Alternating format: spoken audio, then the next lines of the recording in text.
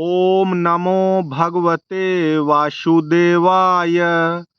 श्रीमद् भागवत महापुराण के छठे स्कंध में पहले अध्याय का अजामिलोपाख्यान का प्रारंभ करते हुए राजा परीक्षित ने कहा, भगवान, आप पहले निवृत्ति मार्ग का वर्णन कर चुके हैं तथा यह बतला चुके हैं कि उसके द्वारा अर्चिरादि मार्ग से जीव क्रमशः ब्रह्मलोक में पहुंचता है और फिर ब्रह्मा के साथ मुक्त हो जाता है।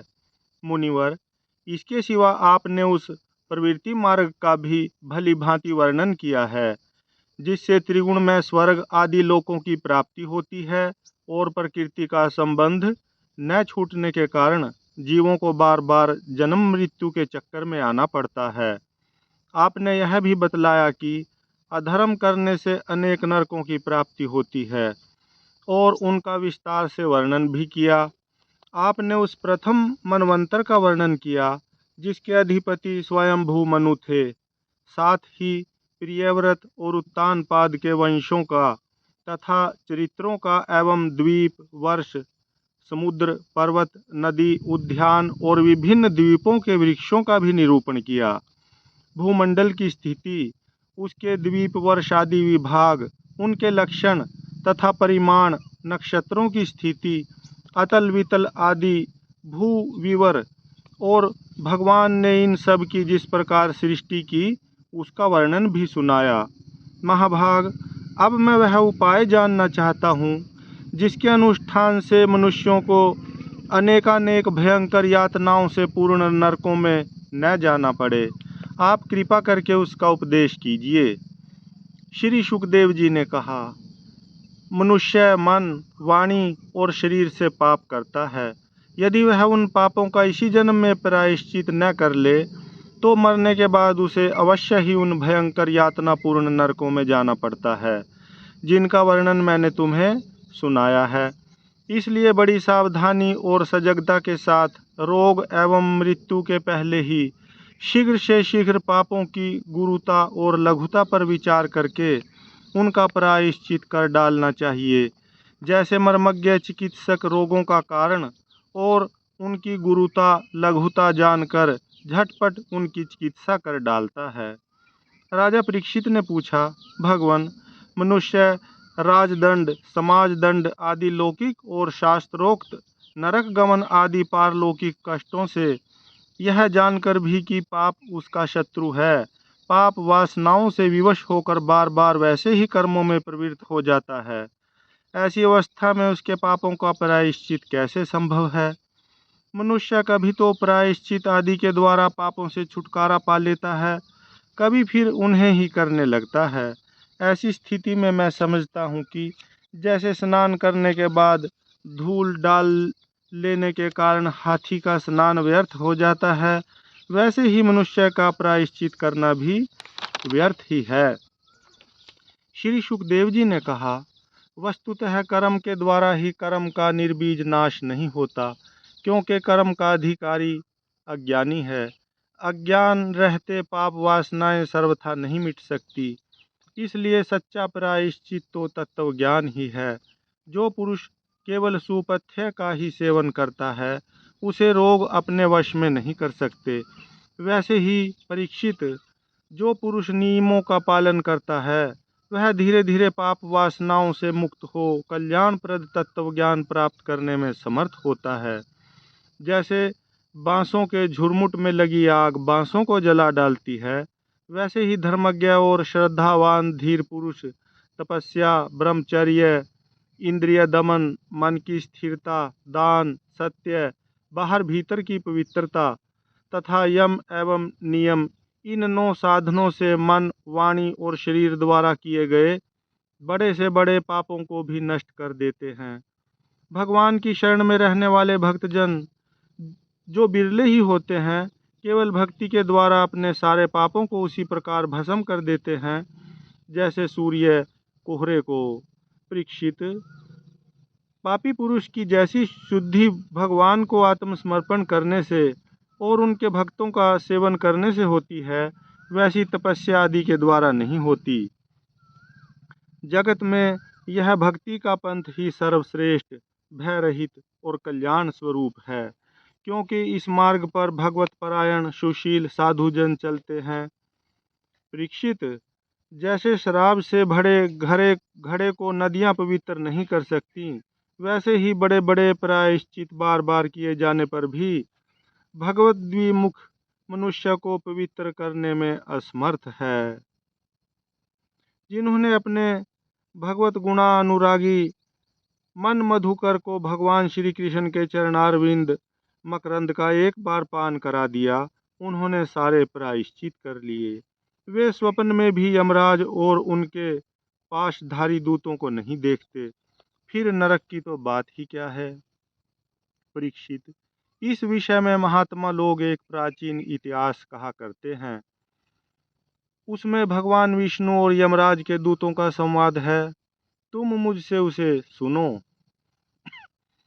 कान्याकुब्ज नगर कन्नौज में एक दासीपति ब्राह्मण रहता था। उसका नाम था अजामिल। दासी के संसर्ग से दूषित होने के कारण उसका सदाचार नष्ट हो चुका था।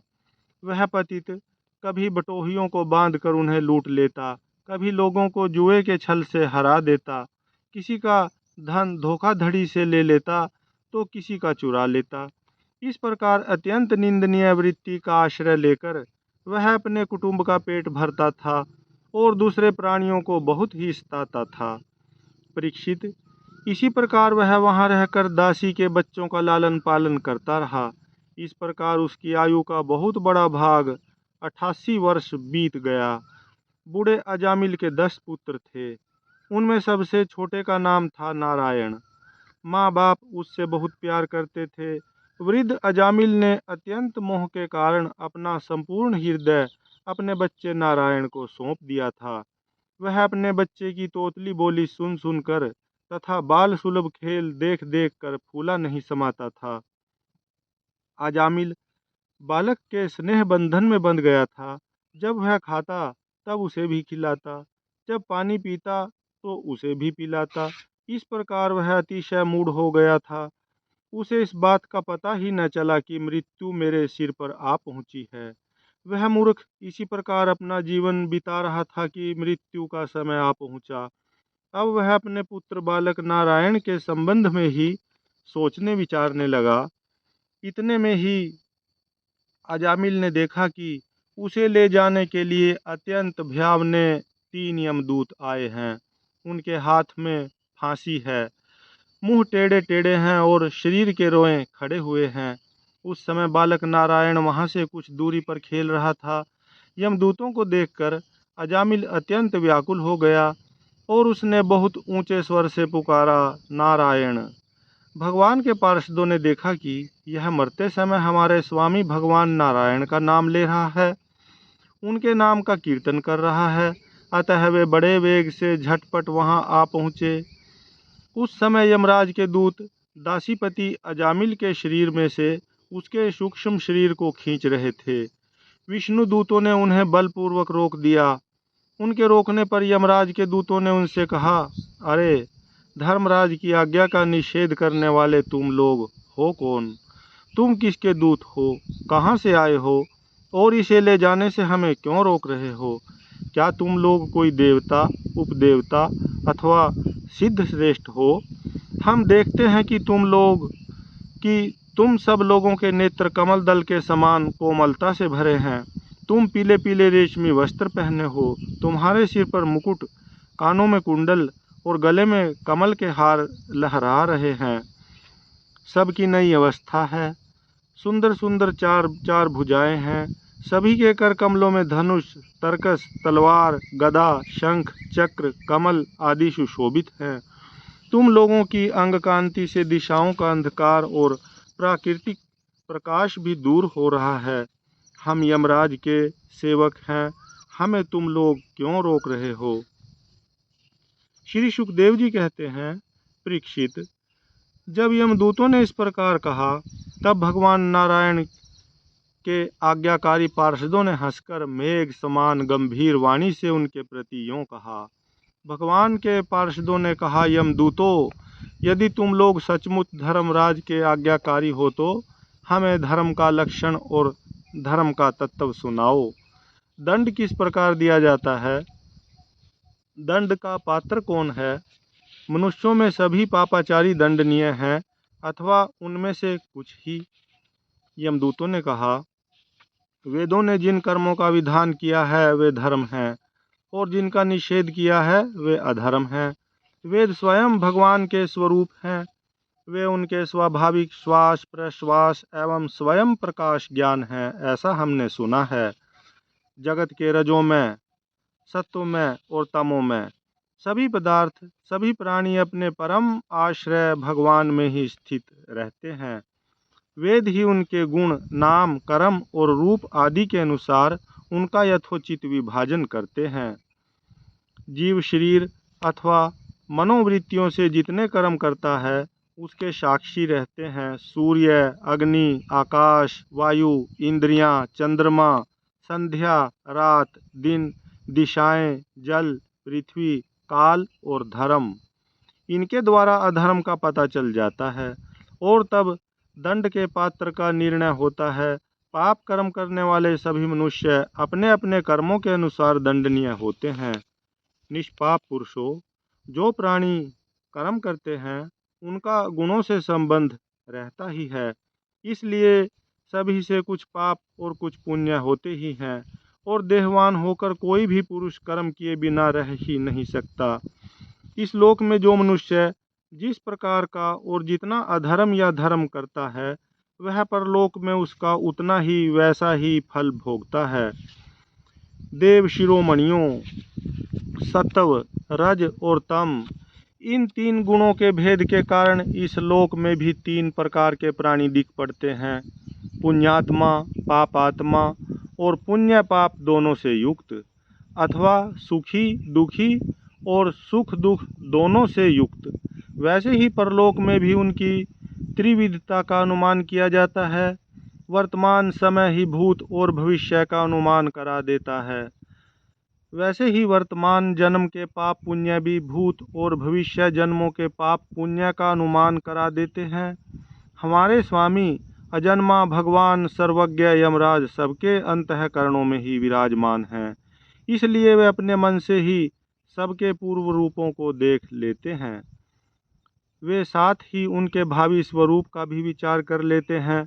जैसे सोया हुआ अज्ञानी पुरुष स्वप्न के समय प्रतीत हो रहे कल्पित शरीर को ही अपना वास्तविक शरीर समझता है, सोए हुए अथवा जागने वाले शरीर को भूल जाता है, वैसे ही जीव भी अपने पूर्व जन्मों की याद भूल जाता है और वर्तमान शरीर के सिवा पहले और पिछले शरीरों से संबंध में कुछ भी नहीं जानता। सिद्ध पुरुषों, जीव इस शरीर में 5 कर्मेंद्रियों से लेना देना, चलना फिरना आदि काम करता है। 5 ज्ञानेंद्रियों से रूप रस आदि 5 विषयों का अनुभव करता है, और 16वें मन के साथ 17वां वह स्वयं मिलकर अकेले ही मन, ज्ञानेंद्रिय और कर्मेंद्रिय इन तीनों के विषयों को भोगता है। जीव का यह 16 कला और सत्वादि 3 गुणों वाला लिंग शरीर अनादि है। यही जीव को बार बार हर्ष, शोक, भय और पीड़ा देने वाले जन्म मृत्यु के चक्कर में डालता है। जो जीव अज्ञानवश काम, क्रोध, लोभ, मोह, मद, मत्सर इन 6 शत्रुओं पर विजय प्राप्त नहीं कर लेता, उसे इच्छा न रहते हुए भी विभिन्न वासनाओं के अनुसार अनेकों कर्म करने पड़ते हैं। वैसी स्थिति में वह रेशम के कीड़े के समान अपने को कर्म के जाल में जकड़ लेता है और इस प्रकार अपने हाथों मोह का शिकार बन जाता है। कोई शरीरधारी जीव बिना कर्म किए कभी एक क्षण भी नहीं रह सकता। प्रत्येक प्राणी के स्वाभाविक गुण बलपूर्वक विवश करके उससे कर्म कराते हैं। जीव अपने पूर्व जन्मों के पाप पुण्यमय संस्कारों के अनुसार स्थूल और सूक्ष्म शरीर प्राप्त करता है। उसकी स्वाभाविक एवं प्रबल वासनाएं कभी उसे माता के जैसा स्त्री रूप बना देती हैं, तो कभी पिता के जैसा पुरुष रूप। प्रकृति का संसर्ग होने से ही पुरुष अपने को अपने वास्तविक स्वरूप के विपरीत लिंग शरीर मान बैठा है। यह विपर्य भगवान के भजन से शीघ्र ही दूर हो जाता है। देवताओं, आप जानते ही हैं कि यह अजामिल बड़ा शास्त्रज्ञ था। शील, सदाचार और सद्गुणों का तो यह खजाना ही था। ब्रह्मचारी, विनयी, जितेंद्रिय, सत्यनिष्ठ, मंत्रवेता और पवित्र भी था। इसने गुरु, अग्नि, अतिथि और वृद्ध पुरुषों की सेवा की थी। अहंकार तो इसमें था ही नहीं। यह समस्त प्राणियों का हित चाहता, उपकार करता, आवश्यकता के अनुसार ही बोलता और किसी के गुण में दोष नहीं ढूंढता था। एक दिन यह ब्राह्मण अपने पिता के आदेशानुसार वन में गया और वहां से फल फूल, समिधा तथा कुश लेकर घर के लिए लौटा। लौटते समय इसने देखा कि एक भ्रष्ट शूद्र, जो बहुत कामी और निर्लज है, शराब पीकर किसी वेश्या के साथ विहार कर रहा है। वेश्या भी शराब पीकर मतवाली हो रही है। नशे के कारण उसकी आंखें नाच रही हैं। वह अर्धनग्न अवस्था में हो रही है। वह शूद्र उस वेश्या के साथ कभी गाता, कभी हंसता और कभी तरह तरह की चेष्टाएं करके उसे प्रसन्न करता है। निष्पाप पुरुषों, शूद्र की भुजाओं में अंगरागादि कामोद्दीपक वस्तुएं लगी हुई थीं और वह उनसे उस उल्टा का आलिंगन कर रहा था। अजामिल उन्हें इस अवस्था में देखकर सहसा मोहित और काम के वश हो गया। यद्यपि अजामिल ने अपने धैर्य और ज्ञान के अनुसार अपने काम वेग से विचलित मन को रोकने की बहुत बहुत चेष्टाएं की, परंतु पूरी शक्ति लगा देने पर भी वह अपने मन को रोकने में असमर्थ रहा। उस वेश्या को निमित्त बनाकर काम पिशाच ने अजामिल के मन को ग्रस लिया। इसकी सदाचार और शास्त्र संबंधी चेतना नष्ट हो गई। अब यह मन ही मन उसी वेश्या का चिंतन करने लगा और अपने धर्म से विमुख हो गया। अजामिल सुंदर सुंदर वस्त्र, आभूषण आदि वस्तुएं जिनसे वह प्रसन्न होती ले आता। यहाँ तक कि इसने अपने पिता की सारी संपत्ति देकर भी उसी कुल्टा को रिझाया। यह ब्राह्मण उसी प्रकार की चेष्टा करता जिससे वह वेश्या प्रसन्न हो। उस स्वच्छंदचारिणी कुल्टा की तिरछी चितवन ने इसके मन को ऐसा लुभा लिया कि इसने अपनी कुलीन, नवयुवती और विवाहिता पत्नी तक का परित्याग कर दिया। इसके पाप की भी भला कोई सीमा है? यह कुबुद्धि न्याय से, अन्याय से, जैसे भी जहाँ कहीं भी धन मिलता वहीं से उठा लाता। उस वेश्या के बड़े कुटुंब का पालन करने में ही यह व्यस्त रहता। इस पापी ने शास्त्राज्ञा का उल्लंघन करके स्वच्छंद आचरण किया है। यह सत्पुरुषों के द्वारा निंदित है। इसने बहुत दिनों तक वेश्या के मल समान अपवित्र अन्न से अपना जीवन व्यतीत किया है। इसका सारा जीवन ही पापमय है। इसने अब तक अपने पापों का कोई प्रायश्चित भी नहीं किया है। इसलिए अब हम इस पापी को दंडपाणी भगवान यमराज के पास ले जाएंगे। वहां यह अपने पापों का दंड भोग कर शुद्ध हो जाएगा।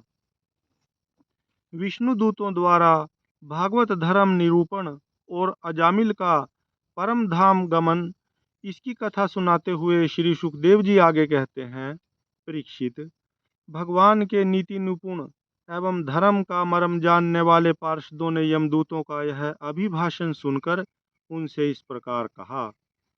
भगवान के पार्षदों ने कहा, यमदूतों, यह बड़े आश्चर्य और खेद की बात है कि धर्मज्ञों की सभा में अधर्म प्रवेश कर रहा है, क्योंकि वहां निरपराध और अदंडनीय व्यक्तियों को व्यर्थ ही दंड दिया जाता है। जो प्रजा के रक्षक हैं, शासक हैं, समदर्शी और परोपकारी हैं, यदि वे ही प्रजा के प्रति विषमता का व्यवहार करने लगें तो फिर प्रजा किसकी शरण लेगी? सत्पुरुष जैसा आचरण करते हैं, साधारण लोग भी वैसा ही करते हैं। वे अपने आचरण के द्वारा जिस कर्म को धर्मानुकूल प्रमाणित कर देते हैं, लोग उसी का अनुकरण करने लगते हैं। साधारण लोग पशुओं के समान धर्म और अधर्म का स्वरूप न जानकर किसी सत्पुरुष पर विश्वास कर लेते हैं। उसकी गोद में सिर रखकर निर्भय और निश्चिंत सो जाते हैं। वही दयालु सत्पुरुष, जो प्राणियों का अत्यंत विश्वास पात्र है और जिसे मित्र भाव से अपना हितैषी समझकर उन्होंने आत्मसमर्पण कर दिया है, उन अज्ञानी जीवों के साथ कैसे विश्वासघात कर सकता है? यमदूतों, इसने कोटि कोटि जन्मों की पाप राशि का पूरा पूरा प्रायश्चित कर लिया है, क्योंकि इसने विवश होकर ही सही भगवान के परम कल्याण में मोक्षप्रद नाम का उच्चारण तो किया है। जिस समय इसने नारायण इन 4 अक्षरों का उच्चारण किया, उसी समय केवल उतने से ही इस पापी के समस्त पापों का प्रायश्चित हो गया। चोर, शराबी, मित्रद्रोही, ब्रह्मघाती, गुरुपत्नीगामी ऐसे लोगों का संसर्गी, स्त्री, राजा, पिता और गाय को मारने वाला, चाहे जैसा और चाहे जितना बड़ा पापी हो, सभी के लिए यही इतना ही सबसे बड़ा प्रायश्चित है कि भगवान के नामों का उच्चारण किया जाए, क्योंकि भगवान नामों के उच्चारण से मनुष्य की बुद्धि भगवान के गुण, लीला और स्वरूप में रम जाती है और स्वयं भगवान की उसके प्रति आत्मीय बुद्धि हो जाती है। बड़े बड़े ब्रह्मवादी ऋषियों ने पापों के बहुत से प्रायश्चित कृच्छ, चांद्रायण आदि व्रत बतलाए हैं, परंतु उन प्रायश्चितों से पापी की वैसी जड़ से शुद्धि नहीं होती जैसे भगवान के नामों का उनसे गुम्फित पदों का उच्चारण करने से होती है, क्योंकि वे नाम पवित्र कीर्ति भगवान के गुणों का ज्ञान कराने वाले हैं। यदि प्रायश्चित करने के बाद भी मन फिर से कुमार्ग में पाप की ओर दौड़े, तो वह चरम सीमा का पूरा पूरा प्रायश्चित नहीं है। इसलिए जो लोग ऐसा प्रायश्चित करना चाहें कि जिससे पाप कर्मों और वासनाओं की जड़ ही उखड़ जाए, उन्हें भगवान के गुणों का ही गान करना चाहिए, क्योंकि उससे चित्त सर्वथा शुद्ध हो जाता है। इसलिए यमदूतों, तुम लोग अजामिल को मत ले जाओ, इसने सारे पापों का प्रायश्चित कर लिया है, क्योंकि इसने मरते समय भगवान के नाम का उच्चारण किया है। बड़े बड़े महात्मा पुरुष यह बात जानते हैं कि संकेत में, किसी दूसरे अभिप्राय से, परिहास में, तान अलापने में अथवा किसी की अवहेलना करने में भी यदि कोई भगवान के नामों का उच्चारण करता है, तो उसके सारे पाप नष्ट हो जाते हैं। जो मनुष्य गिरते समय, पैर फिसलते समय, अंग भंग होते समय और सांप के डसते, आग में जलते तथा चोट लगते समय भी विवशता से हरि हरि हरि हरि कहकर भगवान के नाम का उच्चारण कर लेता है, वह यम यातना का पात्र नहीं रह जाता। महर्षियों ने जानबूझकर बड़े और छोटे पापों के लिए बड़े पापों के लिए बड़े और छोटे पापों के लिए छोटे प्रायश्चित बतलाए हैं। इसमें संदेह नहीं कि उन तपस्या, दान, जप आदि प्रायश्चितों के द्वारा वे पाप नष्ट हो जाते हैं, परंतु उन पापों से मलिन हुआ उसका हृदय शुद्ध नहीं होता। भगवान के चरणों की सेवा से वह भी शुद्ध हो जाता है। यमदूतों, जैसे जान या अनजान में ईंधन से अग्नि का स्पर्श हो जाए तो वह भस्म हो ही जाता है, वैसे ही जानबूझकर या अनजान में भगवान के नामों का संकीर्तन करने से मनुष्य के सारे पाप भस्म हो जाते हैं। जैसे कोई परम शक्तिशाली अमृत को उसका गुण न जानकर अनजान में पी ले तो भी वह अवश्य ही पीने वाले को अमर बना देता है, वैसे ही अनजान में उच्चारण करने पर भी भगवान का नाम अपना फल देकर ही रहता है। वस्तु शक्ति श्रद्धा की अपेक्षा नहीं करती। श्री सुखदेव जी कहते हैं, राजन, इस प्रकार भगवान के पार्षदों ने भागवत धर्म का पूरा पूरा निर्णय सुना दिया और अजामिल को यमदूतों के पास से छुड़ाकर मृत्यु के मुख से बचा लिया। प्रिय परीक्षित, पार्षदों की यह बात सुनकर यमदूत यमराज के पास गए और उन्हें यह सारा वृत्तांत ज्यों का त्यों सुना दिया। अजामिल यमदूतों के फंदे से छूटकर निर्भय और स्वस्थ हो गया। उसने भगवान के पार्षदों के दर्शन जनित आनंद में मग्न होकर उन्हें सिर झुकाकर प्रणाम किया। निष्पाप परीक्षित, भगवान के पार्षदों ने देखा कि अजामिल कुछ कहना चाहता है, तब वे सहसा उसके सामने ही वहीं अंतर्धान हो गए। इस अवसर पर अजामिल ने भगवान के पार्षदों से विशुद्ध भागवत धर्म और यमदूतों के मुख से वेदोक्त सगुण प्रवृत्ति विषयक धर्म का श्रवण किया था। सर्व पापा पहारी भगवान की महिमा सुनने से अजामिल के हृदय में शीघ्र ही भक्ति का उदय हो गया। अब उसे अपने पापों को याद करके बड़ा पश्चाताप होने लगा। अजामिल मन ही मन सोचने लगा, अरे मैं कैसा इंद्रियों का दास हूँ। मैंने एक दासी के गर्भ से पुत्र उत्पन्न करके अपना ब्राह्मणत्व नष्ट कर दिया। यह बड़े दुख की बात है। धिक्कार है, मुझे बार बार धिक्कार है। मैं संतों के द्वारा निंदित हूँ, पापात्मा हूँ। मैंने अपने कुल में कलंक का टीका लगा दिया। हाय हाय, मैंने अपनी सती एवं अबोध पत्नी का परित्याग कर दिया और शराब पीने वाली कुलटा का संसर्ग किया। मैं कितना नीच हूँ। मेरे माँ बाप बूढ़े और तपस्वी थे, वे सर्वथा असहाय थे। उनकी सेवा शुश्रूषा करने वाला और कोई नहीं था। मैंने उनका भी परित्याग कर दिया। ओह, मैं कितना कृतधन हूँ। मैं अब अवश्य ही अत्यंत भयावने नरक में गिरूंगा, जिसमें गिरकर धर्मघाती पापात्मा कामी पुरुष अनेकों प्रकार की यम यातना भोगते हैं। मैंने अभी जो अद्भुत दृश्य देखा, क्या यह स्वप्न है अथवा जागृत अवस्था का ही प्रत्यक्ष अनुभव है? अभी अभी जो हाथों में फंदा लेकर मुझे खींच रहे थे, वे कहाँ चले गए? अभी अभी वे मुझे अपने फंदों में फंसाकर पृथ्वी के नीचे ले जा रहे थे, परंतु चार अत्यंत सुंदर सिद्धों ने आकर मुझे छुड़ा लिया। वे अब कहाँ चले गए? यद्यपि मैं इस जन्म का महापापी हूँ, फिर भी मैंने पूर्व जन्मों में अवश्य ही शुभ कर्म किए होंगे, तभी तो मुझे इन श्रेष्ठ देवताओं के दर्शन हुए। उनकी स्मृति से मेरा हृदय अब भी आनंद से भर रहा है। मैं कुलटागामी और अत्यंत अपवित्र हूँ। यदि पूर्व जन्म में मैंने पुण्य न किए होते, तो मरने के समय मेरी जीभ भगवान के मनोमोहक नाम का उच्चारण कैसे कर पाती।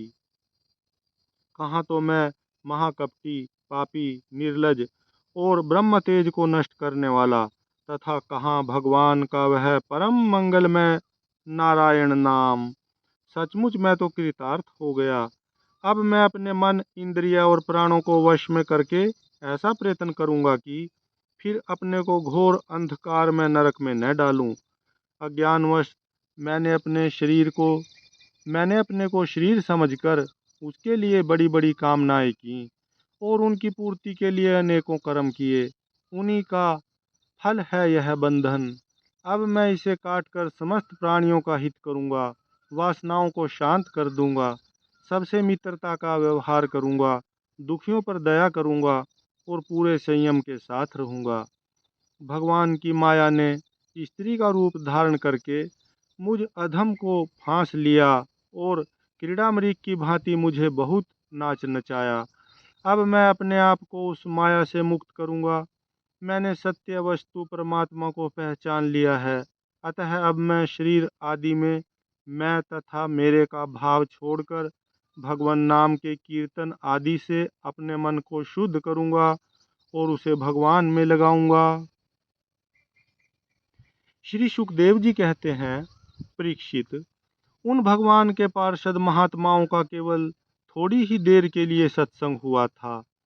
इतने से ही अजामिल के चित्त में संसार के प्रति तीव्र वैराग्य हो गया।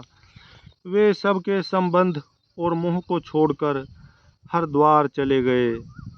उस देवस्थान में जाकर वे भगवान के मंदिर में आसन से बैठ गए और उन्होंने योग मार्ग का आश्रय लेकर अपनी सारी इंद्रियों को विषयों से हटाकर मन में लीन कर लिया और मन को बुद्धि में मिला दिया।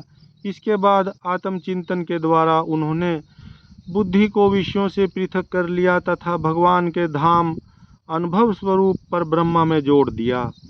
इस प्रकार जब अजामिल की बुद्धि त्रिगुणमयी प्रकृति से ऊपर उठकर भगवान के स्वरूप में स्थित हो गई, तब उन्होंने देखा कि उनके सामने वे ही चारों पार्षद जिन्हें उन्होंने पहले देखा था, खड़े हैं। अजामिल ने सिर झुकाकर उन्हें नमस्कार किया। उनका दर्शन पाने के बाद उन्होंने उस तीर्थ स्थान में गंगा के तट पर अपना शरीर त्याग दिया और तत्काल भगवान के पार्षदों का स्वरूप प्राप्त कर लिया। अजामिल भगवान के पार्षदों के साथ स्वर्णमय विमान पर आरूढ़ होकर आकाश मार्ग से भगवान लक्ष्मीपति के निवास स्थान बैकुंठ को चले गए। परीक्षित, अजामिल ने दासी का सहवास करके सारा धर्म कर्म चौपट कर दिया था। वे अपने निंदित कर्म के कारण पतित हो गए थे। नियमों से च्युत हो जाने के कारण उन्हें नरक में गिराया जा रहा था, परंतु भगवान के एक नाम का उच्चारण करने मात्र से वे उससे तत्काल मुक्त हो गए। जो लोग इस संसार बंधन से मुक्त होना चाहते हैं, उनके लिए अपने चरणों के स्पर्श से तीर्थों को भी तीर्थ बनाने वाले भगवान के नाम से बढ़कर और कोई साधन नहीं है, क्योंकि नाम का आश्रय लेने से मनुष्य का मन फिर कर्म के पचड़ों में नहीं पड़ता। भगवान नाम के अतिरिक्त और किसी प्रायश्चित का आश्रय लेने पर मन रजोगुण और तमोगुण से ग्रस्त ही रहता है तथा पापों का पूरा पूरा नाश भी नहीं होता। परीक्षित, यह इतिहास अत्यंत गोपनीय और समस्त पापों का नाश करने वाला है। जो पुरुष श्रद्धा और भक्ति के साथ इसका श्रवण कीर्तन करता है, वह नरक में कभी नहीं जाता। यमराज के दूत तो आंख उठाकर उसकी ओर देख तक नहीं सकते। उस पुरुष का जीवन चाहे पाप में ही क्यों न रहा हो, बैकुंठ लोक में उसकी पूजा होती है। परीक्षित, देखो, अजामिल जैसे पापी ने मृत्यु के समय पुत्र के बहाने भगवान के नाम का उच्चारण किया, उसे भी बैकुंठ की प्राप्ति हो गई। फिर जो लोग श्रद्धा के साथ भगवान नाम का उच्चारण करते हैं, उनकी तो बात ही क्या है। यम और यमदूतों का संवाद। इस कथा को सुनते हुए राजा परीक्षित ने पूछा, भगवान, देवाधिदेव धर्मराज के वश में सारे जीव हैं और भगवान के पार्षदों ने उन्हीं की आज्ञा भंग कर दी तथा उनके दूतों को अपमानित कर दिया। जब उनके दूतों ने यमपुरी में जाकर उनसे अजामिल का वृतांत कह सुनाया, तब सब कुछ सुनकर उन्होंने अपने दूतों से क्या कहा, ऋषिवर, मैंने पहले यह बात कभी नहीं सुनी कि किसी ने किसी भी कारण से धर्मराज के शासन का उल्लंघन किया हो। भगवान, इस विषय में लोग बहुत संदेह करेंगे और उसका निवारण आपके अतिरिक्त दूसरा कोई नहीं कर सकता, ऐसा मेरा निश्चय है। श्री सुखदेव जी ने कहा, परीक्षित, जब भगवान के पार्षदों ने यमदूतों का प्रयत्न विफल कर दिया, तब उन लोगों ने संयमनीपुरी के स्वामी एवं अपने शासक यमराज के पास जाकर निवेदन किया। यमदूतों ने कहा, प्रभो, संसार के जीव 3 प्रकार के कर्म करते हैं, पाप, पुण्य अथवा दोनों से मिश्रित। इन जीवों को उन कर्मों का फल देने वाले शासक संसार में कितने हैं? यदि संसार में दंड देने वाले बहुत से शासक हों, तो किसे सुख मिले और किसे दुख, इसकी व्यवस्था एक सी न हो सकेगी। संसार में कर्म करने वालों के अनेक होने के कारण यदि उनके शासक भी अनेक हों, तो उन शासकों का शासकपना नाम मात्र का ही होगा। जैसे एक सम्राट के अधीन बहुत से नाम मात्र के सामंत होते हैं। इसलिए हम तो ऐसा समझते हैं कि अकेले आप ही समस्त प्राणियों और उनके स्वामियों के भी अधीश्वर हैं। आप ही मनुष्यों के पाप और पुण्य के निर्णायक, दंडदाता और शासक हैं। प्रभो, अब तक संसार में कहीं भी आपके द्वारा नियत किए हुए दंड की अवहेलना नहीं हुई थी, किंतु इस समय 4 अद्भुत सिद्धों ने आपकी आज्ञा का उल्लंघन कर दिया। प्रभो, आपकी आज्ञा से हम लोग एक पापी को यातना गृह की ओर ले जा रहे थे, परंतु उन्होंने बलपूर्वक आपके फंदे काट कर उसे छुड़ा दिया। हम आपसे उनका रहस्य जानना चाहते हैं। यदि आप हमें सुनने का अधिकारी समझें तो कहें। प्रभो, बड़े ही आश्चर्य की बात हुई कि इधर तो अजामिल ने मुंह से नारायण यह शब्द निकला और उधर वे डरो मत कहते हुए झटपट वहां आ पहुँचे। श्री सुखदेव जी कहते हैं, जब दूतों ने इस प्रकार प्रश्न किया, तब देव शिरोमणि प्रजा के शासक भगवान यमराज ने प्रसन्न होकर श्री हरि के चरण कमलों का स्मरण करते हुए उनसे कहा। यमराज ने कहा, दूतो, मेरे अतिरिक्त एक और ही चराचर जगत के स्वामी हैं। उन्हीं में यह संपूर्ण जगत सूत में वस्त्र के समान ओतप्रोत है।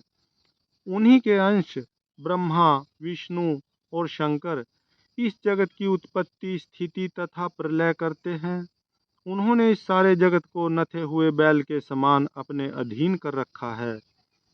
मेरे प्यारे दूतों, जैसे किसान अपने बैलों को पहले छोटी छोटी रस्सियों में बांधकर फिर उन रस्सियों को एक बड़ी आड़ी रस्सी में बांध देते हैं, वैसे ही जगदीश्वर भगवान ने भी ब्राह्मणादि वर्ण और ब्रह्मचर्य आदि आश्रम रूप छोटी छोटी नाम की रस्सियों में बांधकर फिर सब नामों को वेदवाणी रूप बड़ी रस्सी में बांध रखा है। इस प्रकार सारे जीव नाम एवं कर्म रूप बंधन में बंधे हुए भयभीत होकर उन्हें ही अपना सर्वस्व भेंट कर रहे हैं। दूतों, मैं इंद्र, निकृति, वरुण, चंद्रमा, अग्नि, शंकर, वायु, सूर्य, ब्रह्मा, 12 आदित्य, विश्व देवता, 8 वसु, साध्य 49 मरुदगण, सिद्ध 11 रुद्र, रजोगुण एवं तमोगुण से रहित भृगु आदि प्रजापति और बड़े बड़े देवता, सब के सब सत्व प्रधान होने पर भी उनकी माया के अधीन हैं तथा भगवान कब क्या किस रूप में करना चाहते हैं इस बात को नहीं जानते। तब दूसरों की तो बात ही क्या है। दूतों, जिस प्रकार घट, पट आदि रूपवान पदार्थ अपने प्रकाशक नेत्र को नहीं देख सकते, वैसे ही अंतःकरण में अपने साक्षी रूप में स्थित परमात्मा को कोई भी प्राणी इंद्रिय, मन, प्राण, हृदय या वाणी आदि किसी भी साधन के द्वारा नहीं जान सकता। वे प्रभु सबके स्वामी और स्वयं परम स्वतंत्र हैं। उन्हीं मायापति पुरुषोत्तम के दूत उन्हीं के समान परम मनोहर रूप, गुण और स्वभाव से संपन्न होकर इस लोक में प्रायः विचरण किया करते हैं। विष्णु भगवान के सुर पूजित एवं परम अलौकिक पार्षदों का दर्शन बड़ा दुर्लभ है। वे भगवान के भक्तजनों को उनके शत्रुओं से, मुझसे और अग्नि आदि सब विपत्तियों से सर्वथा सुरक्षित रखते हैं। स्वयं भगवान ने ही धर्म की मर्यादा का निर्माण किया है। उसे न तो ऋषि जानते हैं और न देवता या सिद्धगण ही। ऐसी स्थिति में मनुष्य, विद्याधर, चारण और असुर आदि तो जान ही कैसे सकते हैं। भगवान के द्वारा निर्मित भागवत धर्म परम शुद्ध और अत्यंत गोपनीय है। उसे जानना बहुत ही कठिन है। जो उसे जान लेता है वह भगवत स्वरूप को प्राप्त हो जाता है। दूतों, भागवत धर्म का रहस्य हम 12 व्यक्ति ही जानते हैं। ब्रह्मा जी, देवर्षि नारद, भगवान शंकर, सनत कुमार, कपिल देव, स्वयंभू मनु, प्रहलाद, जनक, भीष्म पितामह, बलि, शुकदेव जी और मैं धर्मराज। इस जगत में जीवों के लिए बस यही सबसे बड़ा कर्तव्य परम धर्म है कि वे नाम, कीर्तन आदि उपायों से भगवान के चरणों में भक्ति भाव प्राप्त कर लें। प्रिय दूतों, भगवान के नामोच्चारण की महिमा तो देखो। अजामिल जैसा पापी भी एक बार नामोच्चारण करने मात्र से मृत्यु पाश से छुटकारा पा गया।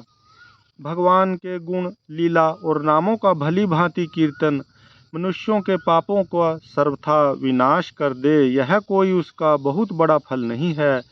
क्योंकि अत्यंत पापी अजामिल ने मरने के समय चंचल चित्त से अपने पुत्र का नाम नारायण उच्चारण किया।